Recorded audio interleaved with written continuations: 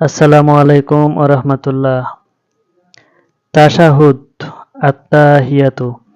আত্তাহিয়াতু লিল্লাহি ওয়াস সালাওয়াতু ওয়াত তাইয়্যিবাতু। আসসালামু আলাইকা আইয়ুহান নাবিয়্যু ওয়া রাহমাতুল্লাহি ওয়া বারাকাতুহু।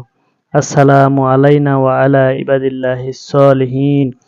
আশহাদু আন লা ইলাহা ইল্লাল্লাহু ওয়া আশহাদু আন্না মুহাম্মাদান আবদুহু ওয়া রাসূলুহু। অর্থাৎ যাবতীয় অভিবাদন আল্লাহর জন্য, অনুরূপভাবে সকল সালাত ও পবিত্র কাজও।